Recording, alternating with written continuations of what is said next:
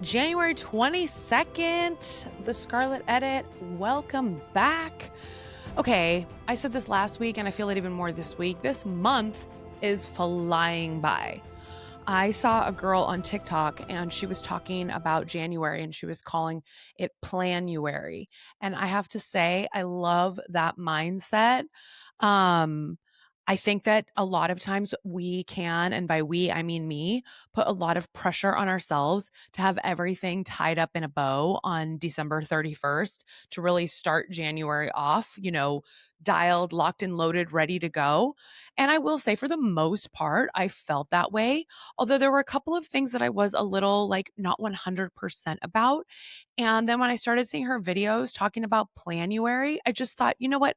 I love this because it feels like I have a little bit of time to kind of like shake through some things and decide, okay, is this the direction I want to go with this? Or is that the direction I want to go with this? And then on top of that, I'm sure you have all seen chatter about the wrapping up of the year of the snake and the starting of the year of the horse.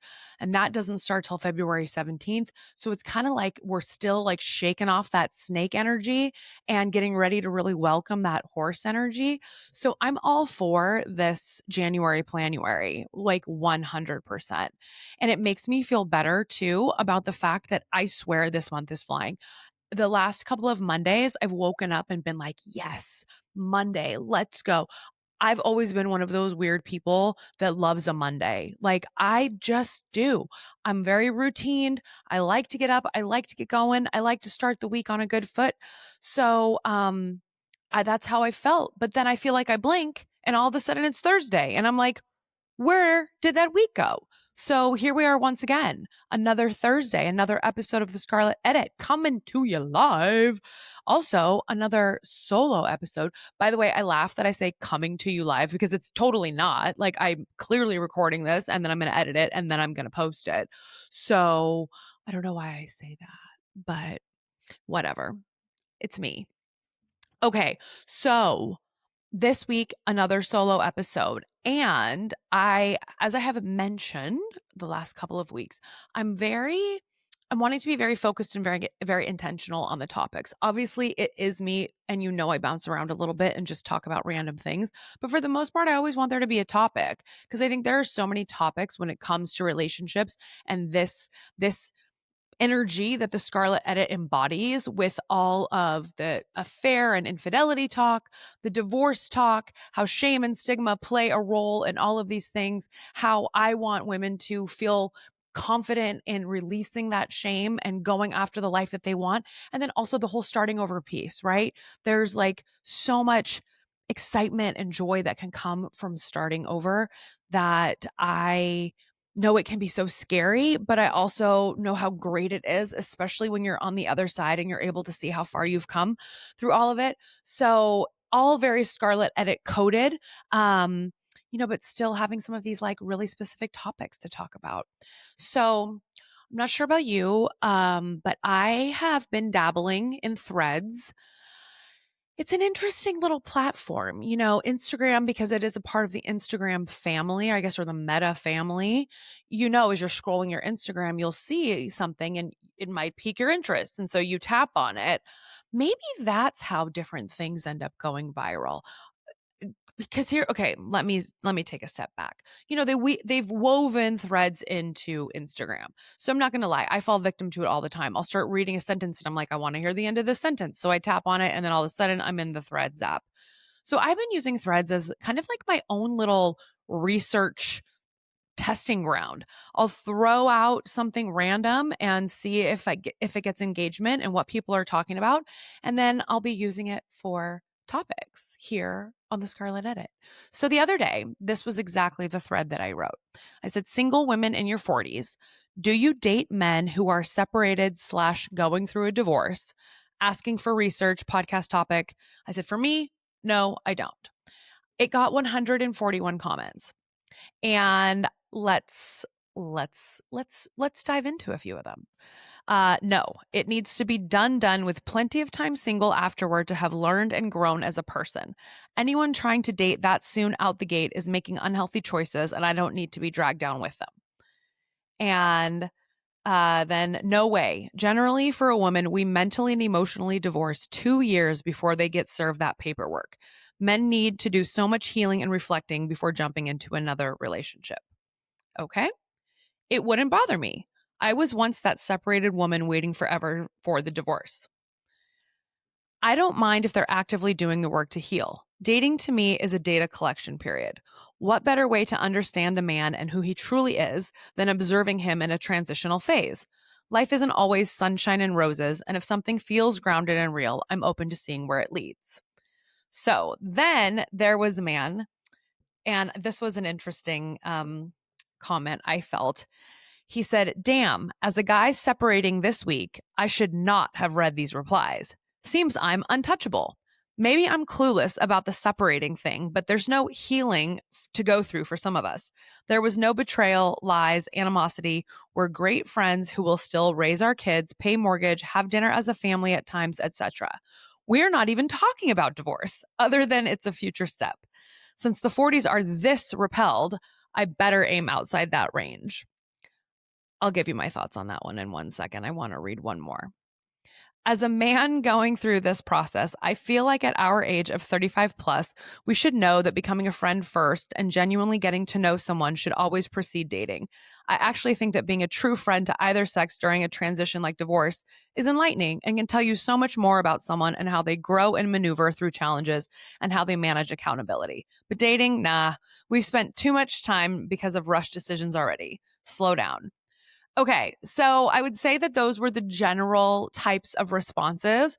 The majority of them, though, were no, like he needs to have time on his own, he needs to do his own thing, he needs to figure out who he is. And that's kind of my outlook on it. I'm kind of like, look, I know how much time I have spent like learning myself, getting to know myself better, working on my own self-worth, figuring out like what it is that I really really want for myself, for my future, for my life, and what type of person I want to welcome into the world that I have built for myself, that I just can't envision going from all of this where I am now to being with somebody who hasn't even spent a year living on his own outside of a long marriage.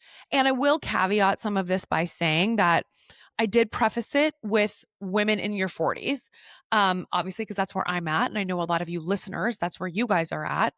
But also because a lot of the men that are in that age range right now who are getting divorced or have recently been divorced, they were people that were in marriages or relationships for like 20 plus years. And I just think that so much happens from 20 to 40. I mean, duh, of course it does. And if you're married and in a relationship and having kids and moving houses and changing jobs or starting businesses and traveling, and so much life happens. But when you're in a relationship, inevitably, each person plays different roles. So when you end up single again, you all of a sudden are playing all of those roles for yourself. You're doing your own laundry, you're paying your own bills, you're doing your own grocery shopping, you're making your own food. If you have kids, you're probably taking care of the kids on your own for some portion of that time. So you're doing a lot more on your own, and you have to get to know how you even do all of those things, right? You have to get to know yourself and what you like. And maybe you suck at doing laundry. Maybe you only know how to cook like scrambled eggs and peanut butter and jelly. And all of a sudden you're like, well, I want to eat more than that at home. So I better learn how to do some other things. So for me, that's kind of like the basis for why I really prefer that whoever I date has had some single downtime and who is especially 100% single. I mean, as someone who has been through a divorce, it it doesn't matter if it was you that instigated it or not. It still comes with so much feeling and so much emotion and so much heartache and so much sadness that I don't really want to hold someone's hand as they're going through it. That's my supposed to be like my boyfriend, my partner, my lover, a friend. That's a completely different story. But going through that, it's like I've been there, I've done that, I've walked that path. Like I'd like you to walk that on your own, and figure yourself out. So I think that that's where like a lot of women in these responses were coming from, because there's so much growth to do there.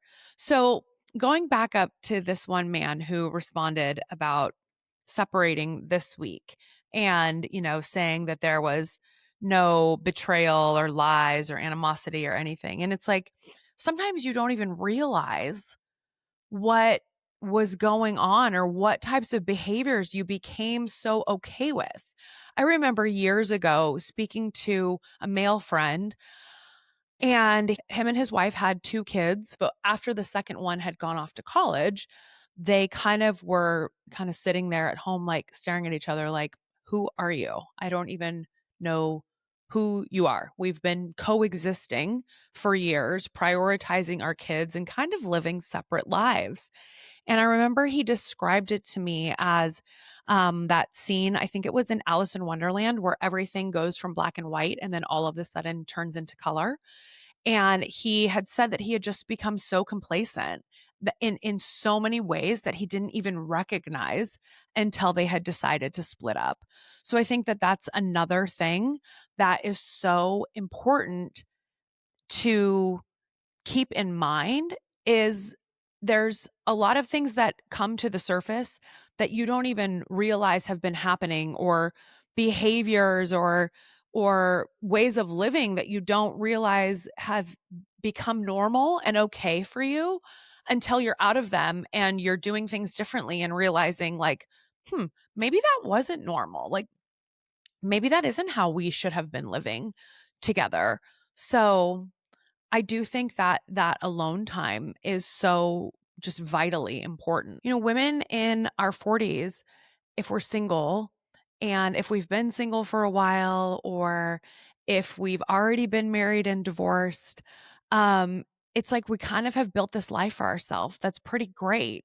And what we're looking for, and I guess I should just say I, because I can't speak for every woman, but I know that like what I am looking for is likely different than say like a woman in her late 20s is looking for. Kids aren't something that I want. I mean, quite frankly, I don't I if a man that I'm going to date has kids, like they need to be self-sufficient. And by self-sufficient, I mean like able to drive, able to stay alone, ideally already out of the house. And I don't feel bad saying that because, well, first of all, because it's true. But secondly, I'm not interested in going to like a under 10 soccer game on Saturday. And not to say that those aren't great as you're going through those phases of life and doing that for and with your children, but like I don't want to do that for somebody else's kid. So, I mean, God, we'll talk about like narrowing the dating pool even more, right? But I mean, whatever. Like I prioritize spontaneity over that. So being in your 40s or late 40s and wanting to have a relationship with someone, it's more about companionship and partnership and being able to like mesh lives together and kind of say like, hey, like what are things that you like to do? Where are places you like to go? I mean, obviously like I want somebody that travels. I want somebody that loves food. I want somebody that wants to go and see new places and do new things, and someone who has like a similar life to mine right now, because I think, well, dude, my dog is driving me crazy. I mean, I know what I provide for myself. So I guess it's like I'm not willing to change that or downgrade that for somebody else. So it's like, that's why I think it's so important and why so many women in our age range want that. Like, oh yeah, like he's spent some time by himself. He's figured out how he likes his eggs. Like remember that scene in Runaway Bride where Julia Roberts' character, she like doesn't even know how she likes her eggs because she's always just ordered eggs how the guy she was with ordered them. And then she finally took some time to figure out how she likes her eggs. So I don't know. I think it's like just really, really important to get to know yourself. And it makes life so much better. It makes life so much more fun and so much more enjoyable when you know yourself and when you're comfortable when you're with yourself and you're comfortable like hanging out on your own and living on your own and not just wanting to replace one person with another person because you don't know how to be alone. So I thought it was in a very, oh gosh, I'm trying so hard not to say interesting. I have been noticing on my solo episodes. Here's the things I've noticed.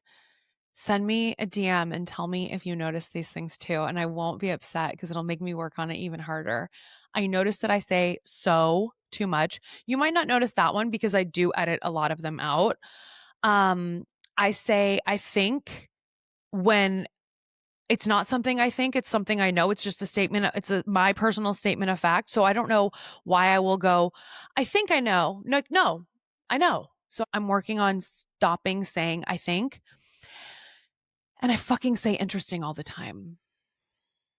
Like there's got to be better words. One of my personal challenges for this year is to expand my vocabulary because I think it's very, very classy and cool when someone has a great vocabulary.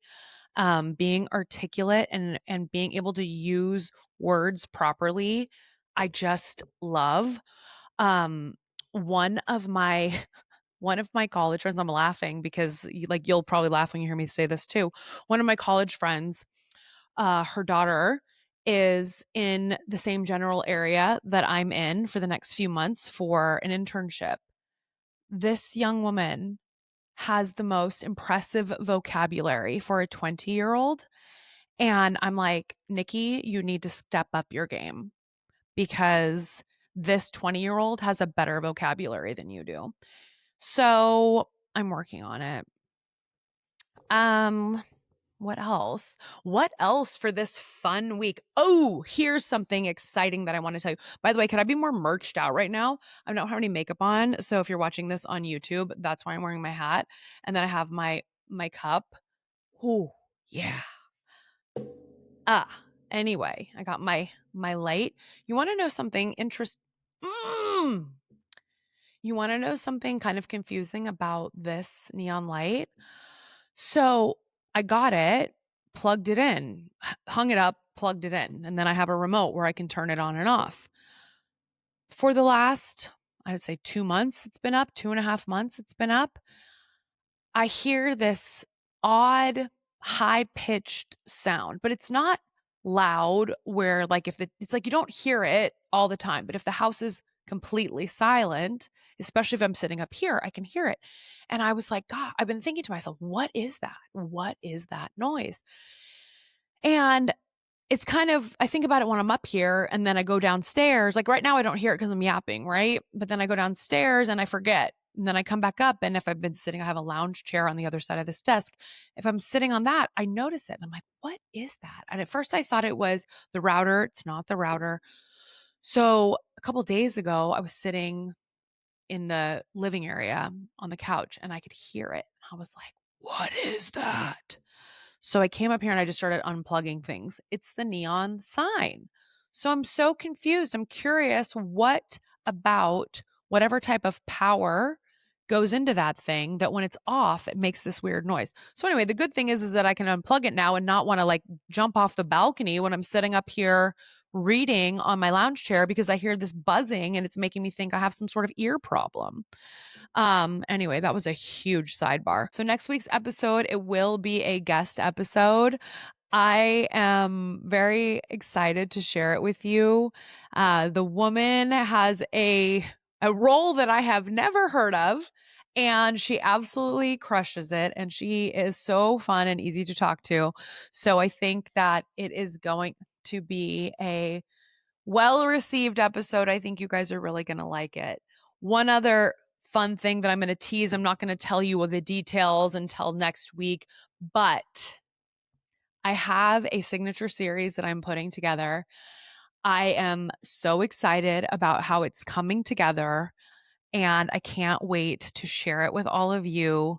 It is a signature series, so it is in addition to my Thursday episodes, but I'm super excited. I think you guys are going to really enjoy it, and I can't wait to share it with all of you.